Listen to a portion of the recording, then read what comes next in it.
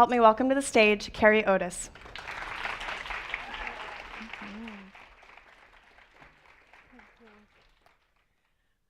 Hello. Putting together this TED Talk has been excruciating in many ways, and I'm so grateful to be here sharing with you a little bit about my story. I'm sure my nerves will ease as I begin. Love for me was not something that was modeled in my childhood growing up. Love for me was not something that I understood. It's not that I didn't have two parents that loved me. They did to the best of their ability. But I was not specifically told that loving myself was as important, if not more important, than loving someone else. And I think many of us could agree that our kids aren't taught about this self-love. They're not necessarily taught that they are divine, important, sacred beings. I grew up in San Francisco. I was born in 1968 into a home that was unhappy. There was a lot of dysfunction in my household, a lot of sorrow. There were more questions than answers. And there weren't a lot of solutions to the problems in our lives. Everyone did the best that they could, but it was hard. School for me was equally as challenging. I was diagnosed dyslexic, but not before I was called stupid, slow, idiotic, and clearly I learned differently. I was different than most kids. And I was out of the box. Eventually, I actually ran away, and I dropped out of school, and I found myself at 16 in Berkeley, on the streets, wondering what on earth I was going to do with my life. And it was an evening at a nightclub. A woman approached me and she said, "You know, you're beautiful. I would love for you to walk in my fashion show." Nobody at that point had told me I was beautiful, and I certainly didn't relate to myself in this way as beautiful. My self-esteem was really low. However, after I realized she was serious, her name was Veronique, and we negotiated a price for that evening. It was $20, which was more than I'd seen in a long time. I agreed, and it was on an evening, a late afternoon in October. It had just started to rain, and I bicycled to the address she'd given me, only to find that it was a very seedy bar in Berkeley, and that the actual runway was a bunch of tables that were put together. And that the actual clothes that I was going to wear were various pieces of lingerie, which was a detail she'd neglected to tell me at the time. Two things were birthed in that moment. And the first one was this idea that I might be able to make money off my looks. Now, I didn't have a backup plan like most teenagers. I didn't have a plan. I didn't really know what I was going to do. The other thing that was birthed was this performer in me. At 16, I knew, and being the Carrie that I am and was, I knew I couldn't walk down that runway. My self-esteem was so low, I was actually underdeveloped. I was super shy. But the performer in me could.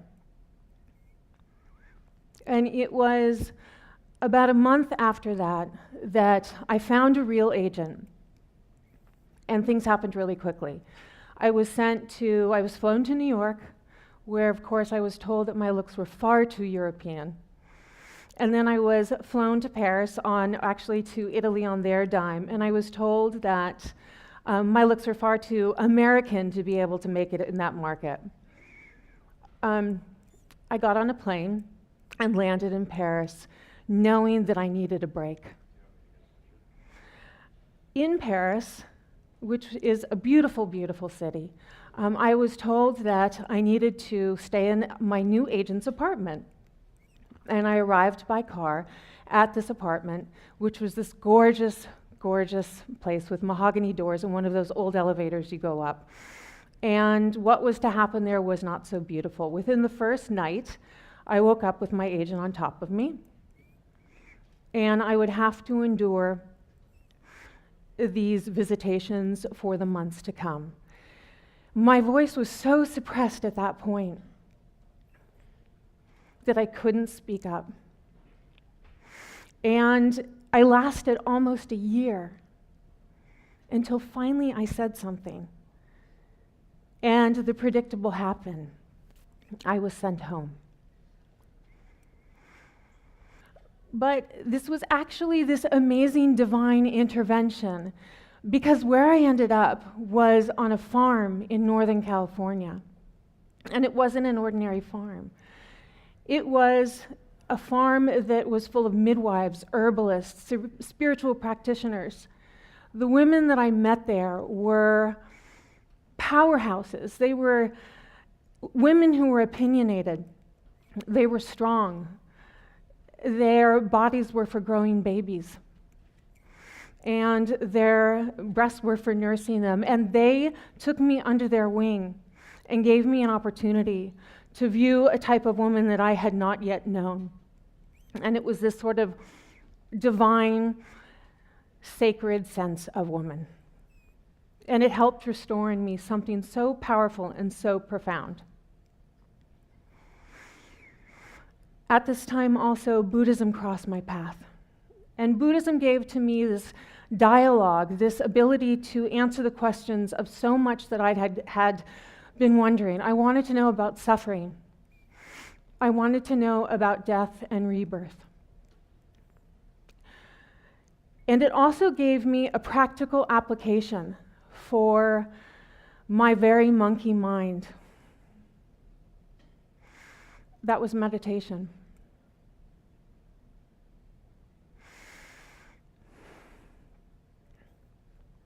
This is a hard talk for me to share, harder than I thought.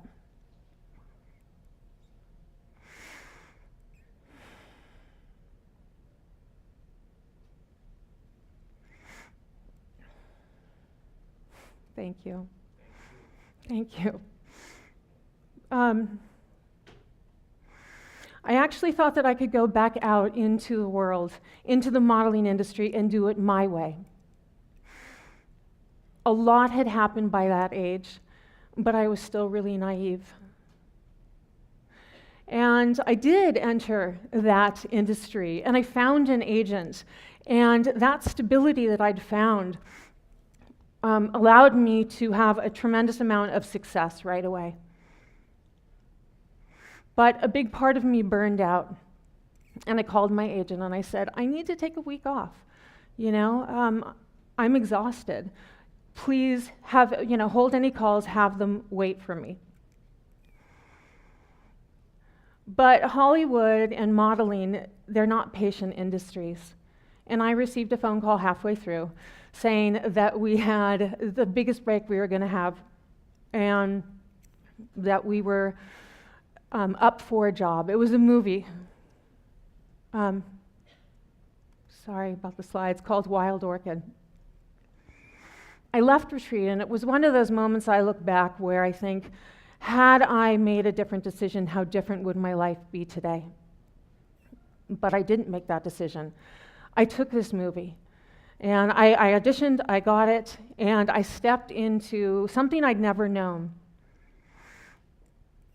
I was exploited, I was abused, I was used on that movie set. And actually, there were stills lifted that were sold to Playboy magazine against my wishes. Sorry, I'm having trouble with the slides. And it was from this place where my self-esteem was so crushed that I accepted a proposal of marriage against my better judgment, knowing my voice was so sort of lost at that point, knowing that it was probably a really bad idea. And then I was shot. And I wish I could say that wasn't how it went. And that's actually all I want to say about that part of my life, because why I'm here is to tell you about this part of my life and how I got from there to here. I think there is an intuitive part of us that wants to heal, a fire in us as humans that cannot be extinguished. And I know for me that certainly is the case. And was then. Secretly, I began to go to therapy, where I could get my head around this PTSD that I'd been suffering from. The PTSD was from the sexual attacks in Paris. It was from the movie Wild Orchid. It was from being in an abusive marriage. And it was from a gunshot wound. I also realized how utterly disconnected I was from my body and my sexuality.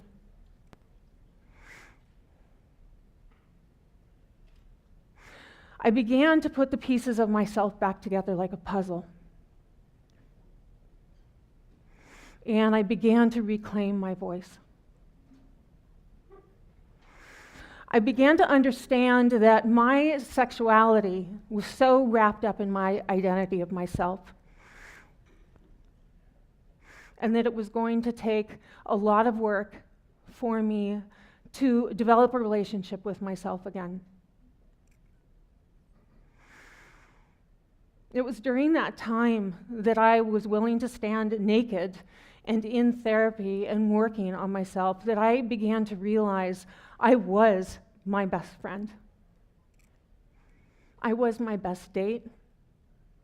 I was the provider for everything I had once thought only someone or something else outside of me could provide me with. It was from this place that I began to realize I wanted to be in relationship. I might want to share that with another person.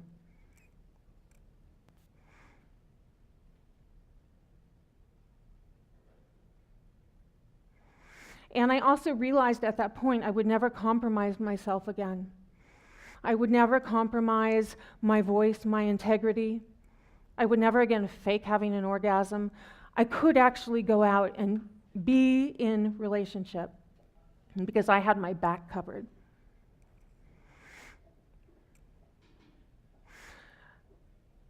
I believe that we really manifest where we're at, that it takes us developing a relationship with ourselves and providing for ourselves and creating safety and love for ourselves to be able to bring that to ourselves in relationship.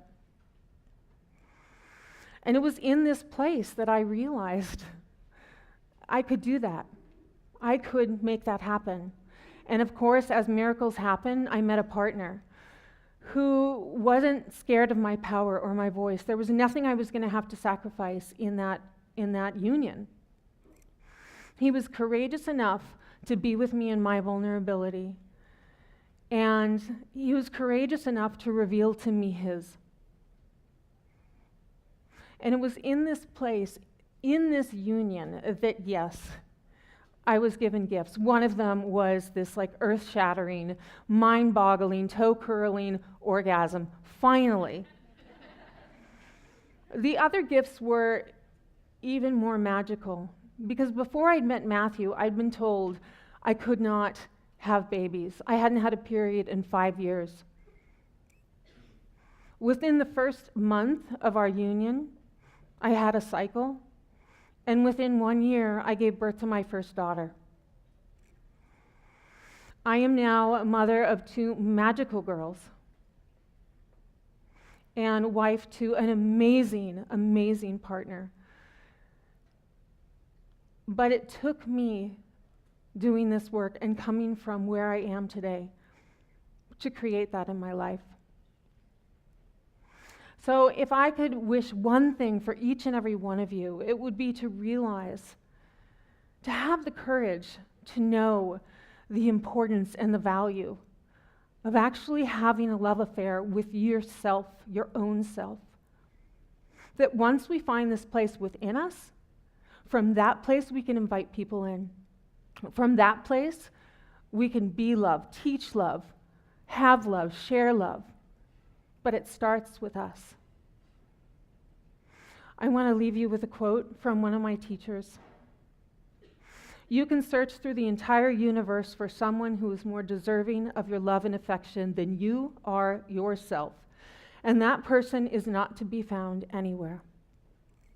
You yourself, as much as anybody in the entire universe, deserves your love and affection. Thank you.